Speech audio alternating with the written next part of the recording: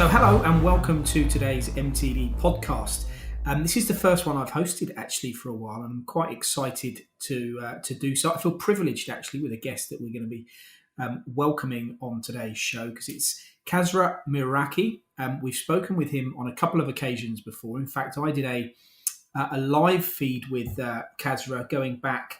It must have been about 4 or 5 months ago now, when we were in the depths of lockdown here in the UK. It looks like we're kind of almost heading back that way as well, which is a real shame. Hopefully that won't be the course of events in the coming weeks. But Kasra is a machine tool consultant. He works with machine users around Europe in assisting them in selecting the correct machine for the right application. So Kasra is going to be joining us shortly. Kasra, hello and welcome to the podcast. Hi, Paul. It's very nice to hear you. Yeah, good to hear from you, and good for you to be on today. Thanks for coming on. I'm also with Gio here in the studio, Giovanni, who's obviously a big fan of Kasra's as well. I know there's been a previous podcast which you can actually go to our channels and find where this couple have actually discussed machine tool applications in the past, I believe, Gio, haven't you? Yeah, absolutely. Hi, Kasra. Hi, Paul. Thanks for having me on this podcast. Really looking forward to it. Good. Now, the theme of today's podcast is quite an interesting one, and it's something that actually, and I often talk about reminiscing about machines I've sold in the past in my history of selling machine tools, but I have been involved in selling the types of machines that we're talking about. We're going to be talking about big milling machines, very big milling machines, portal machines, gantry machines, but really the real thrust of this is for, if you're listening, for users to make sure that they select the correct machine for the correct application when it comes to a big milling machine. So firstly, Kasra, I think we'll start with you on this. Maybe you could give us maybe a very quick overview of your experience in this area and how important it is to make sure you do pick the right machine. Sure, Paul. So I started working in machine tools business. I think it's been now 10 years. And I started in manufacturing machines, and also our company, we have been involved with a few designing and making gigantic, actually, portal milling machines. So I think this is a crucial thing that you mentioned, that people, when they want to purchase a new machine, they should definitely and absolutely be sure which kind of machine is the best option for them, because there are, when we are talking about big machines, there are quite a few options in the market, and it's absolutely essential that people completely understand their application and the kind of machine that is needed for them. Yeah, I mean, we talk about milling machines here, but of course, a lot of what we're going to talk about today also incorporates turning as well, because these machines have become very much multitaskers in recent years. We're going to be talking about small size portals. We're going to be talking about medium sized portal machines, large portal machines, also the kinematics, the heads on the machines, and getting a real idea of where the right machine is for the right style of application. We'll also be talking about some of the brands that are available in these differing categories. Now, let's maybe start with the smaller machines, Kasra, because you've listed here. So we've got some notes. We're talking about you divide the machines into three groups: the small sizes, such as maybe a Hermle, a Hedelius, a DMG Mori. Maybe you could give us an idea of what you class as a small portal machine. Absolutely, yep. So normally, when I want to categorize portal machines, I divide them in three different groups. So for small sizes, as you mentioned, we have machines that are mostly used in automotive industries or aerospace industries, and they're processing materials such as titanium or aluminium, sometimes also hardened steel. But these machines are roughly between a working, I'm talking about a working envelope about 500 meters to at the most 500 millimeters to at most 1 meter cube. So these are categorized in the smaller types of portal machines, and they are super fast. They are mostly with the table kinematics. So you have 3 axis gantry working on the top of a 2 axis Turnian table. And well, these machines, I mean, the best ones, as you mentioned, in the market are such as Hermle or Edel or Hedelius, which are mostly German brands, and they are used in many different applications. Um, but I think the biggest sector is aerospace for them. Okay, let me just ask you a question. I know Gio's got plenty that I'm sure he wants to chip in with as well here. Often, quite a common question to us is, what's the difference between a portal, a gantry, and a bridge type milling machine? Could you maybe summarise? Yeah, sure. So basically, we are talking about the same thing, but different companies refer to them a little bit differently. For portal and gantry are basically the same thing, but the bridge type is normally when the bridge is fixed and the table is moving underneath. So you have 2 axes on the bridge, you have the z-axis and the y-axis, and sometimes even the bridge itself goes up and down, and you have another additional axis called w-axis normally, and then the x-axis goes underneath the bridge. So it would be a fixed bridge and or fixed gantry. And for normally for portal machines, we are talking about the moving gantry. So all the axes are on the gantry. So you have X, Y, and Z all moving on the gantry. And if there's a table involved, then that would be underneath the gantry. Or sometimes it has a head, so it would be 1 or 2 axes on the head and 1 or 2 axes on the table. I don't want to go too much off topic really, but when I listen to that, one of the things I think is if that table's moving, that that takes a lot of force to move a bed like that. Surely you're better off with a fixed bed, aren't you? And all the work being done on the gantry. Well, it's a tough call, but it used to be in the past. Yeah.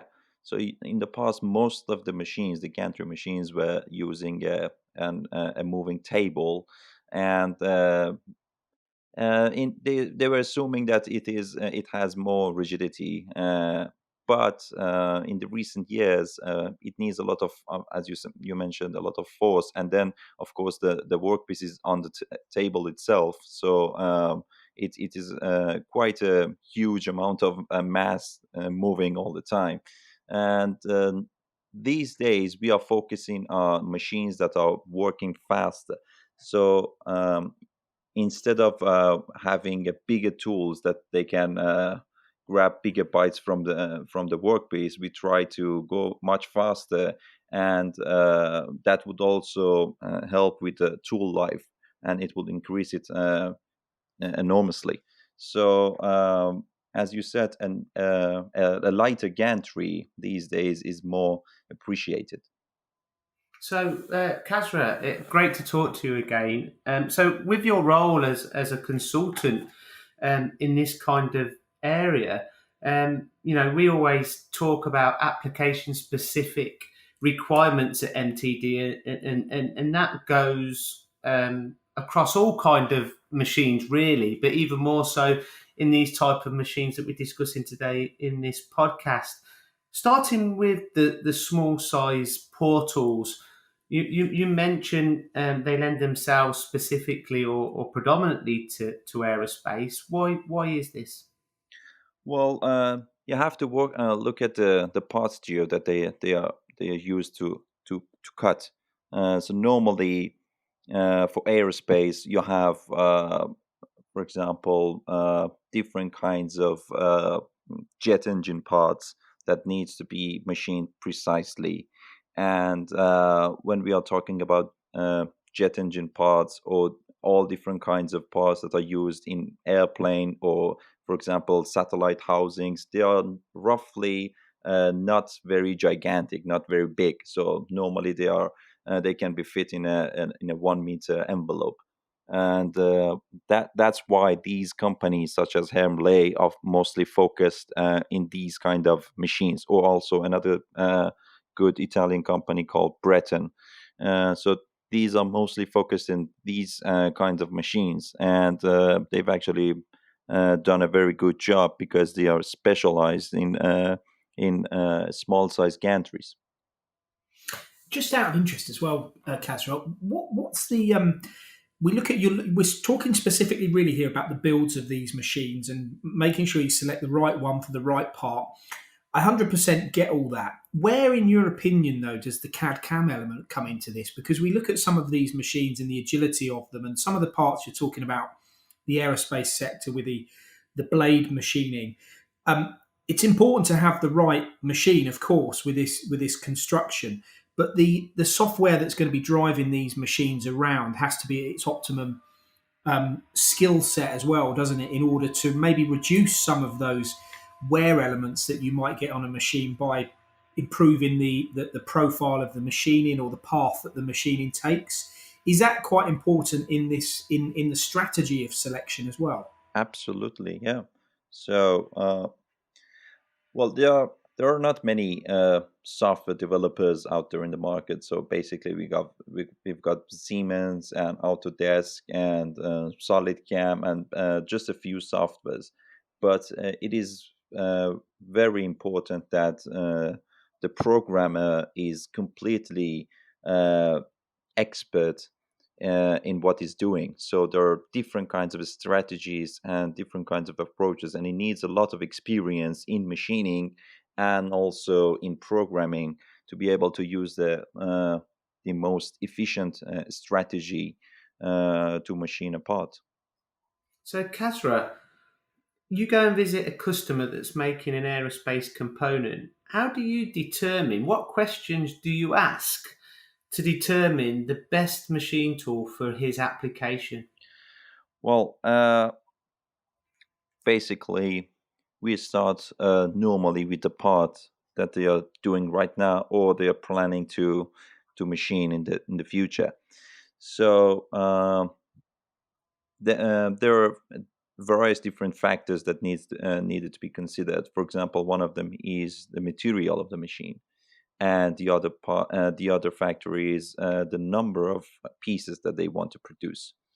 So with these two in mind, then we will look at the speeds of the machine that is needed for manufacturing, or the number of the machines that are needed. And then you need to, when you have a conclusion about all the technicals, then you have to also add the financial um, points of view to see which kind of machine from which vendor is fitted for this specific customer.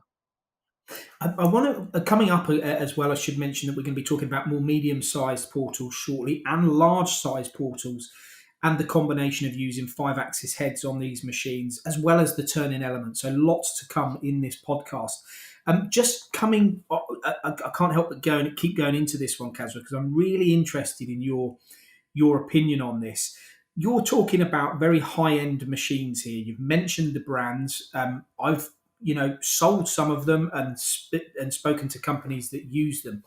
But there is this argument that keeps cropping up in our industry about actually investing in potentially a lower cost machine with slightly less technology in the hardware, but investing more in the software, in the tooling, in the work holding, and all of the accessory elements to get and achieve the same result for less money. Do you think is that possible, or is that just someone that sells lower cost machines wanting to find a way of selling them? Well, definitely it is, but you have to be very careful when you are looking at lower cost machines. I have a customer in the UK who's been using very well known American machine tool, a 5-axis machine, and they had maybe 5 or 6 of them. And when once he asked me that, how often do I need to change the spindles on a machine, and I I didn't even comprehend this question. I said spindles, and he said, "Yeah, we roughly change 2 spindles per machine every year."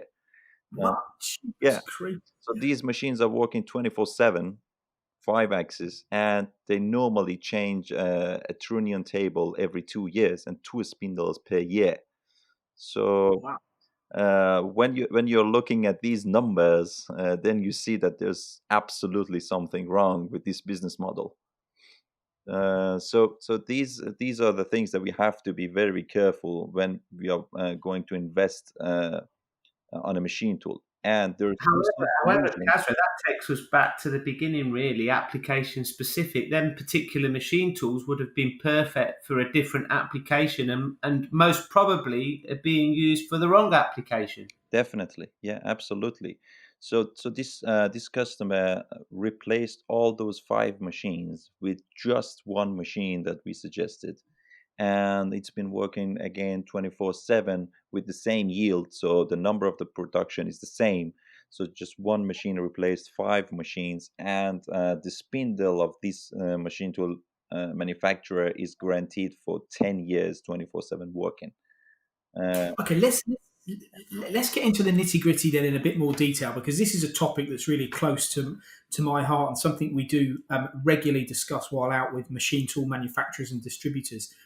What are the elements of a machine that you believe make a low cost machine different to one that maybe is going to do what you're suggesting, last the test of time?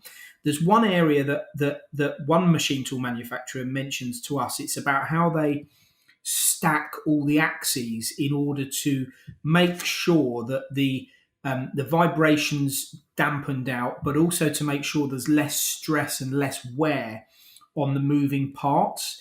Would you agree with that? Firstly, and what other areas do you think are important in building a machine that's gonna last? Well, this is actually an amazing subject that because I come from a machine manufacturing background, and I've been dealing this for like 10 years. I've been in the same. I've been facing the same problems every day. Well, for example, when you look at some designs, for example, from Hermle, they're absolutely brilliant. And you can compare it to a normal machine manufacturer, and you see the amount of linear guideways, the amount of blocks or carriages, and the mass of the machine, the weight of the machine. They're all the same, but there are only a few touches and a few details different in these two machines. So they are both these two manufacturers are spending the same amount of money to to manufacture these machines. But because of those excellent designs, one would be Hermle, and the other one would be a very low end a machine that you can find it everywhere, and it loses value. Loses its value in maybe like less than 2 or 3 years. Kasra, just before Paul's got his next question, but isn't there an argument to say if you buy a machine that has got longevity for 10 years, that maybe even in just 5 years' time, technology moves on. And in 10 years' time, that machine is going to be completely out of date and out of sync in regards to new technologies that have emerged. Well, that's also a true statement. But in machining industry, so far I haven't seen big changes in a short amount of time. So you can see, for example, let's talk about controllers. So we have the latest model of Heidenhain, which is TNC 640, and it has been around for like I think 15 years now, and of course it has some updates and better screen, also maybe higher speeds. But in general, when you're comparing a machine, for example, from DMG Mori from 8 years ago and a machine from today, maybe it's like 20% more efficient. So it's not a very big gap between a 10-year-old machine and a brand new machine. Of course, it is going to lose its accuracy, and it's going to lose some new software features that they are not supported anymore. But in general, a good machine tool life expectancy is between 10 to 15 years. Yeah, I mean, we're going to move on to medium-sized portals now, Kasra, and a lot of the topics that we're discussing apply across the board of these machines. So we'll keep you on your toes throughout, I promise.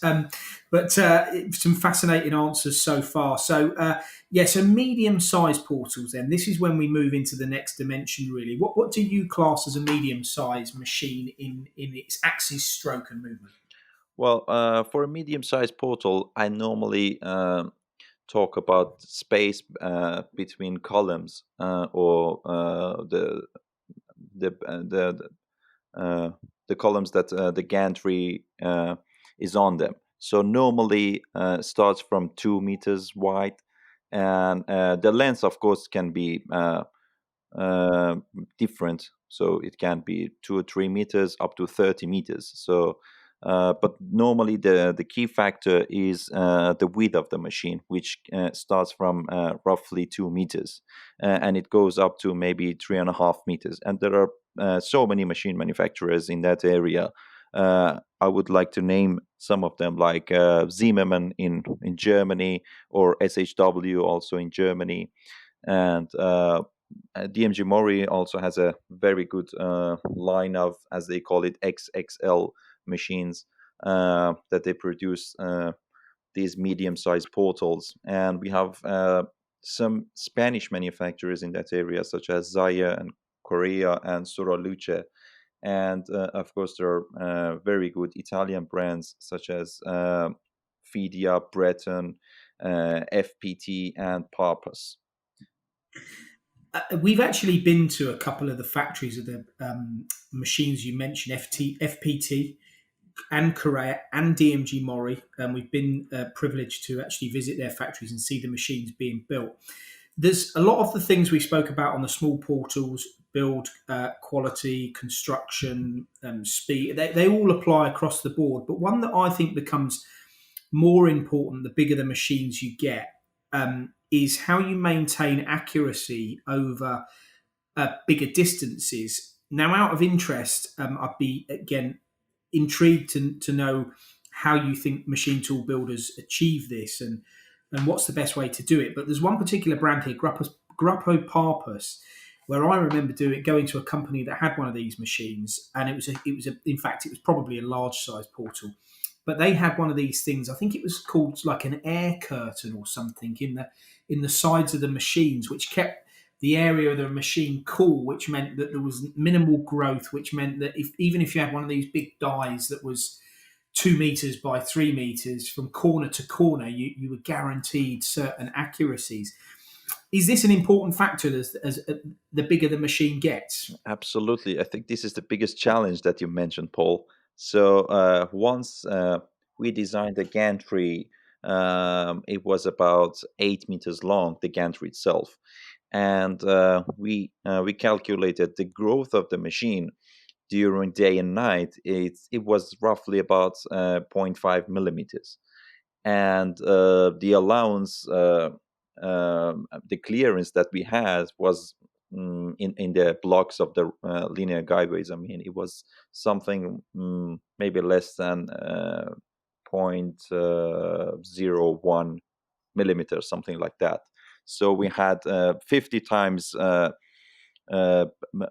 more movement of the gantry itself during day and night. So this is a crucial challenge that we need to face. So normally these machines are always cooled or stabilized in a certain temperature by using coolant running all through all the different parts of the machine, and tries to keeps it at the same temperature at all times.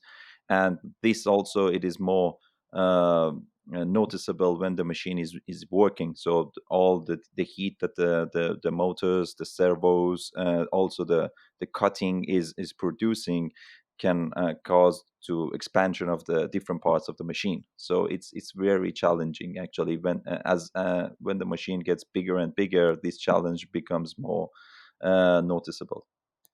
What's the most accurate machine you've worked on or with over a big working envelope? Well, there are two machine manufacturers which are absolutely excellent. One is Waldrich Coburg in Germany, and the other one is Pietro Carnaghi in Italy. So they are uh, mostly categorized in the large size portals. So we are talking about maybe 500 tons of table load and maybe 14 meters between columns. But these machines are in a short and small size working. They can provide maybe 5 microns of accuracy, which is absolutely brilliant for that kind of size of the machine. Of course, they don't use linear guideways; they are all using hydrostatics. But for that kind of gigantic machines, this accuracy of 5 or 6 microns is absolutely amazing. So, Kasra, with such a large range in the medium-sized portals, and for you to kind of pick a machine tool specific for an application, what big differences, are there between these different machine tools, which will um, govern your selection process?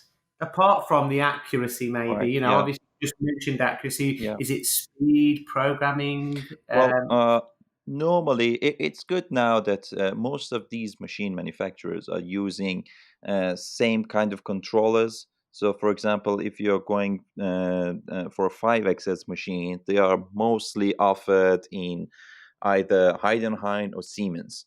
So, in terms of controls, you don't have many other options. Sometimes for Okuma, you might get Fanuc, but normally it's Siemens or Heidenhain. Why is that, bro? Okuma.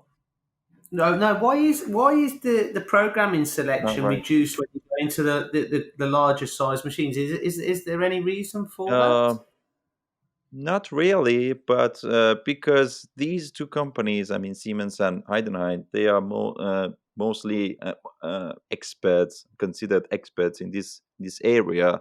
That's why they are chosen uh, more. I mean, there's FIDIA, of course, that they produce their own controllers, which is absolutely good, and I've been using it maybe from 15 years ago. But in general, this is people always go for Heidenhain and Siemens. What about the new Fanuc control? Yeah, 31, you That, mean? I'm not sure which models, but I know one of the. I know we've been looking at a few machines recently that are Yeah, incorporating. Mind you, we're talking about a different machine type. If, yeah. in To be fairness, honest, but I yeah, haven't seen Fanuc controls on many portals. Uh, Normally, it's either Siemens if they want a lot. If the machine has a lot of axes or additional axes, they always go for Siemens because Fanuc doesn't support that many axes. I think on the 31 we can connect maybe 24 axes, which is 6 axes simultaneous. But on Siemens we can connect up to 96 axes. wow. Okay, so before we move on to the large size portals, and I know again, as I say, some of these topics cover all of these machines, but the sort of applications that fit into the medium size, then, Kasra, we mentioned aerospace in the small size portals, the medical sector, maybe.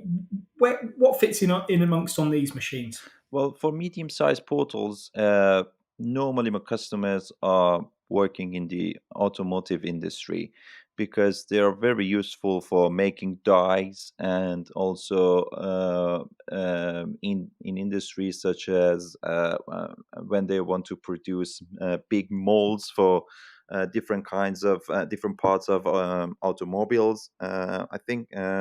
The portals, the medium-sized portals, are mostly used in automotive industry. No, that's really interesting, really, Kasra. And going back to my previous question, then, Kasra, the programming seems to be around the capabilities, really. You know, the programming language seems to be determined by the capabilities of the machine tools with the different axes that they're looking to run. So picking or choosing the right machine tool for the application, what kind of USPs do these different machine tool providers have, that you would kind of select one rather than another? Yeah, it's a very good question. So, for example, some of these, when we are talking about five-axis machine, some of these manufacturers, because a, a very important part in a five-axis machine is the milling head. So, some of these manufacturers they produce their own milling heads, such as Siemens and Ophidia, and some others they try to buy milling heads from some companies that are very well known to just producing milling heads. Of course, that makes a little bit difference because a company that is dedicated to manufacture milling heads and spindles is more capable in building a better head. And the head, the milling head, is the heart of the five-axis machine, so it has to be absolutely well designed.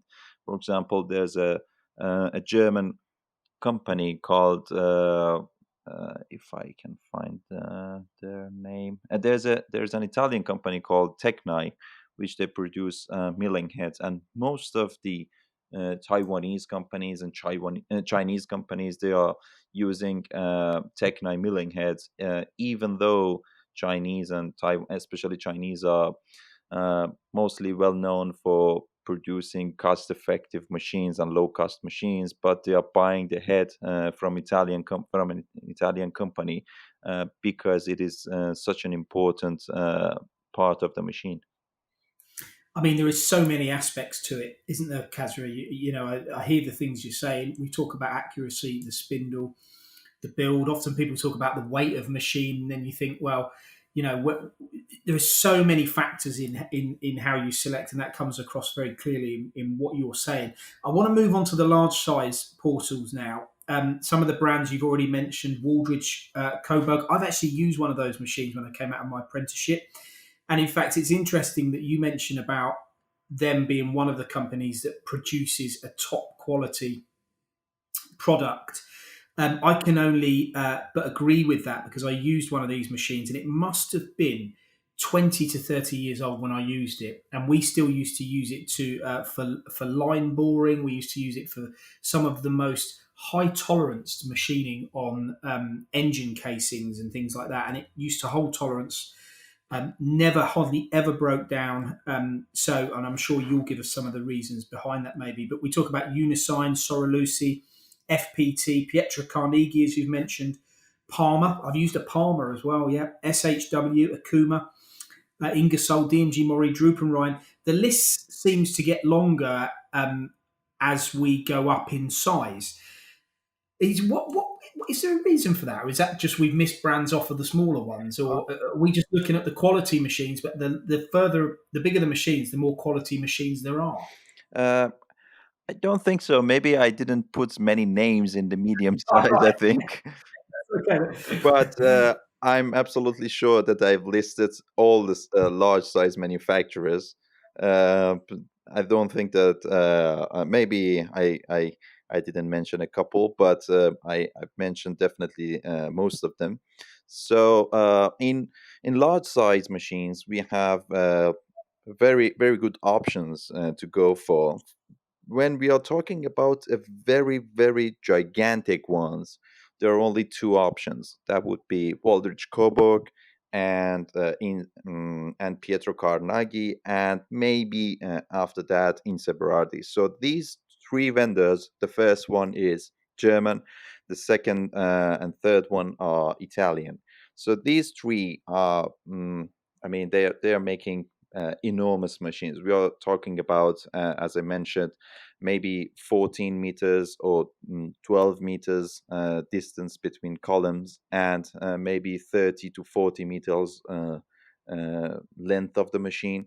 And they always have a moving bridge on their gantry. So, for example, you have 6 meters stroke for the bridge, and then a couple meters on the z-axis ram itself. So it would be maybe 8 meters of total stroke in the z-axis. So these machines are enormous, and you can put a workpiece maybe up to 500 tons on a very big Pietro Carnegie. And Pietro Carnegies are normally turning and milling machines. And also the same thing for Waldrich Coburg. And these machines are so accurate that you can also do some grinding processes after machining.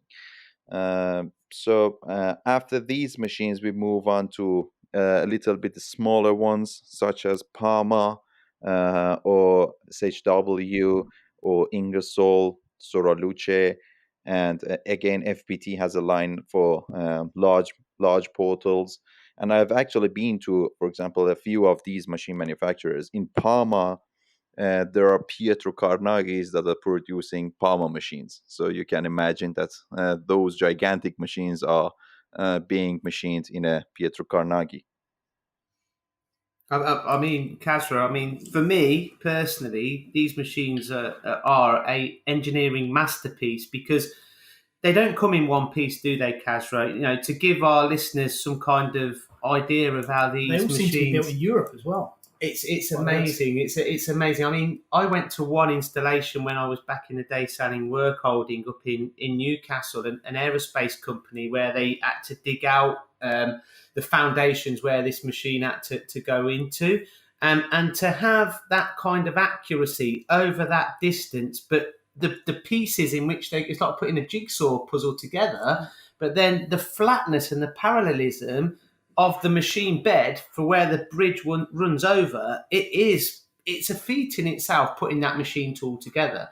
Can you kind of give the listeners a bit of an indication to what it entails to put a machine tool like that together and the kind of the process involved? Well, I have a good example for that because one of the biggest portals that I make, I was the chief designer of a project, and it was, I think, 18 meters by 6 meters, and the z-axis was about 2.5 meters a stroke. And I think it took about 14 months from us to design this machine, and maybe a year and a half to manufacture it. And there are absolutely so many parameters that needs to be considered, such as even logistics, how to move these machines, how to move the parts, and how to assemble them. You need a lot of different kinds of sensors, a lot of different measurement tools, calibration tools, and of course, I mentioned the thermal conductivity, which can cause expansion. So you need to stabilize the temperature of the place that are you assembling the machine. So there are so many parameters that needs to be considered while even putting the work pieces on a bigger machine to machine them. So there are Can you say what the machine was that you were involved in? Yes, Kasra? yes, I was involved in a project. Yeah.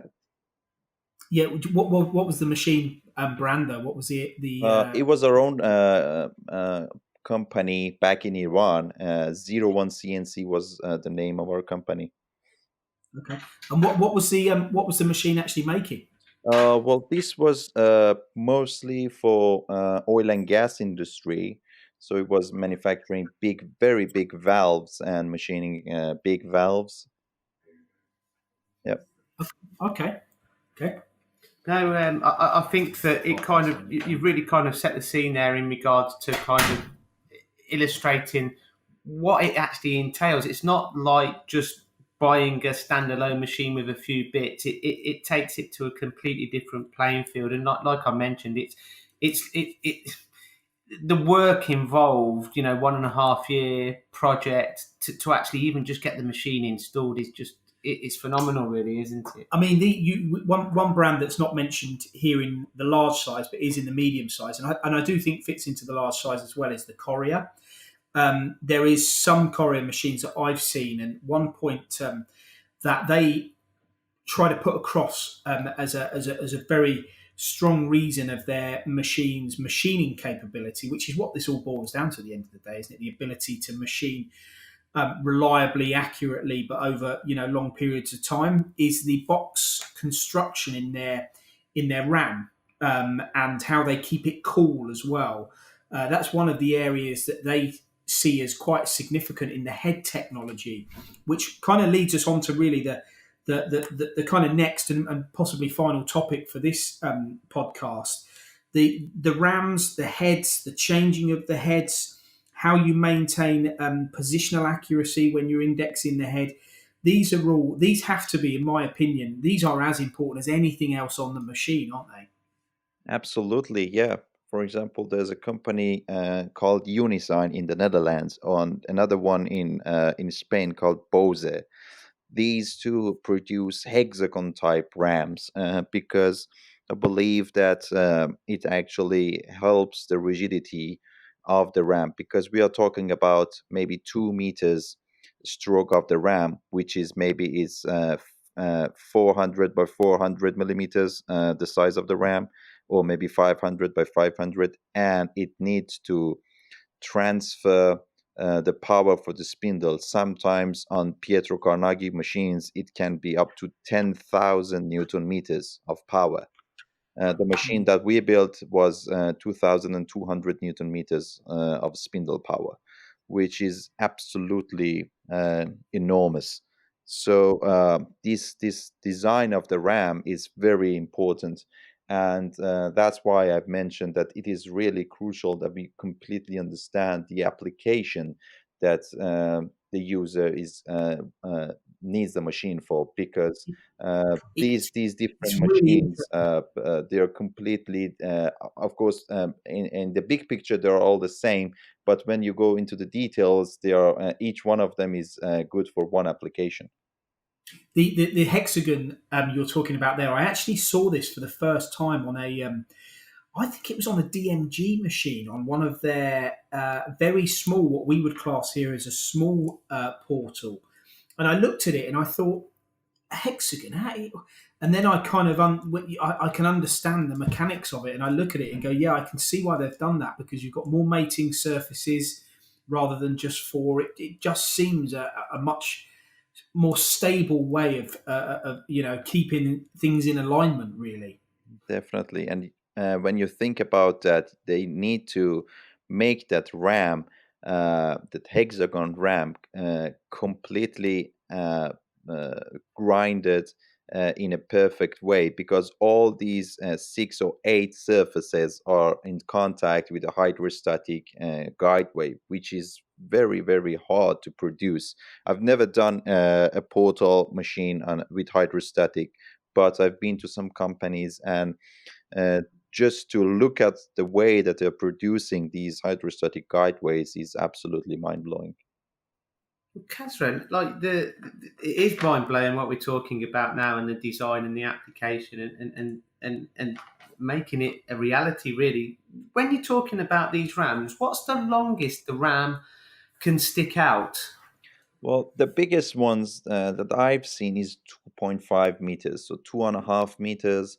I think that would be the limit of the RAM, and the RAM itself, it would be maybe 600 by 600 box and 2.5 meter sticking out.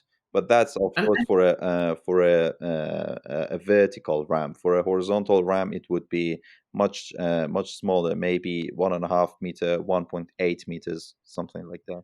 And when the ram is sticking out to its full length, what kind of inertia issues would you incur, or are they completely alleviated by this hexagon design? Well, of course, it when you're sticking the RAM that much out, some things like chatter, they're likely to happen, and that's why these machines are using a moving bridge, so that can support the RAM. For example, when you want to stick out the RAM further on, and the workpiece is not very hollow, so you try to lower down the bridge and keep the RAM supported by the y-axis as much as you can. But there are some parts that you need to, because the bridge, of course, is very big, and you want to access a very hollow area in a very deep groove or something, and then you need to stick out the RAM. But then, of course, you can't machine that with the highest force of, as I mentioned, like 10,000 newton meters or something. So that would cause a lot of chattering, and also maybe the tool will be damaged. So these machines they have sensors to detect the amount of chatter, and of course, with jerk control on the controllers, it can manage to compensate that things that are happening. But some companies, such as Soroluce, they have added a new vibration, electromechanical vibration device on the RAM. And when it starts to chatter, it automatically detects that vibration frequency, and that vibration electromechanical device generates a reverse wave on the RAM to remove this kind of chattering. I mean, it's always a point in life throughout that you're only as good as your weakest link. With a lot of these machines using not just tool changing technology, but head changing technology, is it, if you're making the strongest and the most stable construction, yet you're trying to then change the heads on the RAM, is that not a point of sort of contention that you may be bringing into the machining process some weaknesses? Or how's that addressed? Well, there are always some challenges. For example, because these machines are multi-purpose machines, we are talking about millions of euros, of course. So, for example, when you're investing on a machine with maybe 10 meters between columns, so you're thinking to machine everything that comes through the doors of your workshop or your company. So this machine needs to be able to do some turning, vertical turning, and also milling, three-axis milling, horizontal milling, also vertical milling, and five-axis capability as well. So when we are talking about different heads, of course, there needs to be some heads dedicated only for turning applications, and for turning the forces that are applied to the RAM is much higher than the forces, for example, that are applied to the RAM when you are using a milling tool or a five-axis head. So these all needs to be considered when designing these machines. Okay, now we're going to move on to our final point now for this podcast, Kasra, about the integration of turning into some of these machines. You mentioned a particular brand, Asquith Butler, which I know you wanted to talk about, one of the only manufacturers that machines a specific machine, which I'm sure you'll tell us all about. But it is commonplace these days to be able to have a machine and then have this turning function within it. I mean, it's so handy, and that's probably an underestimation as a use of a word. But to be able to have that turning ability in a big portal machine, because it means you don't have to transfer the part to a big horizontal lathe or a vertical lathe. You know, there's less work in progress. It's all done on one machine. Is there any disadvantage to that, other than the obvious one, I suppose, which would be cost, because they must be expensive, these machines? Absolutely. So of course there would be disadvantages, as you mentioned, when we are talking about a machine that is dedicated for one purpose only. That would be, for example, a vertical lathe. That machine is designed to handle all the tools for turning only, and also the machine table. It normally doesn't need to be very accurate in terms of positioning. So, but on a milling machine, on a portal milling machine, we need that table to be uh, as fast as a lathe and also as accurate as a milling machine. So these two normally cannot be mixed together. we can somehow compromise these two together. For example, we can say a vertical lathe can rotate maybe roughly for a 4 or 5 meter diameter table can be maybe 200-300 RPMs, and the same thing on a portal milling machine maybe can be 150 RPMs. So we are losing maybe like 20 or 30% speed on the rotation of the table, but this table is also capable of very accurate positioning, because we need that thing to be able to mill our parts afterwards.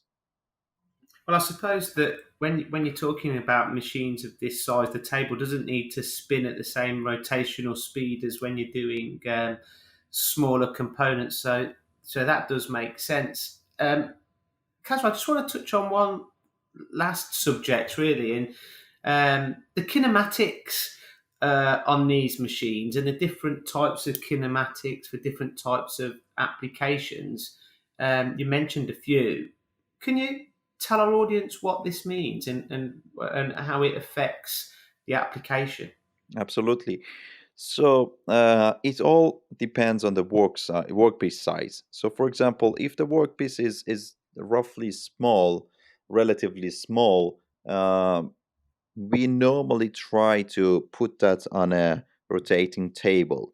But when the workpiece starts to getting bigger, then we try to fix it on the table and then move the head around it. So when we are talking about a 5-axis machine, if it fits in the small size category that we mentioned, most of those machines are table machines. So you have a trunnion table underneath the gantry, so you can put the workpiece on the table, and it can do all the rotating and all the different angles that you need to access with the spindle. But then when the machine when the workpiece starts to grow, then we will move to different kinds of kinematics, such as head table and head.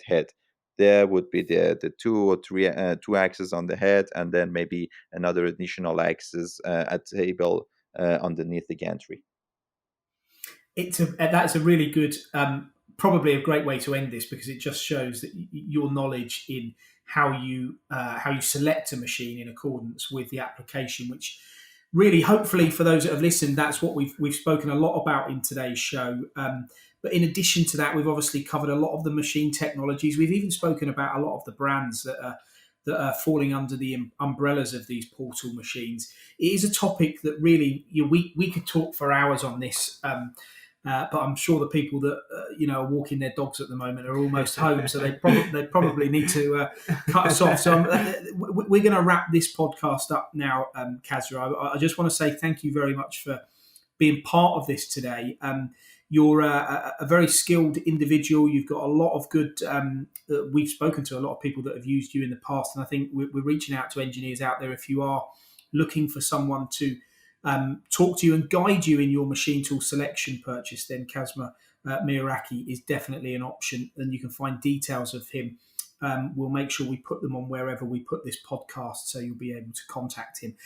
There is an interesting feature coming up in our magazine in January, I believe, Kasra, which is going to be focusing in on a lot of what we talked about today. Is that right? Yeah, definitely. On the January issue, I think there will be a paper about also portal milling machines. So that would be an interesting subject for your readers, I believe. I hope. So if you'd rather read than listen to us, then there is that opportunity as well. And I'm sure there'll be some golden nuggets in that article as well.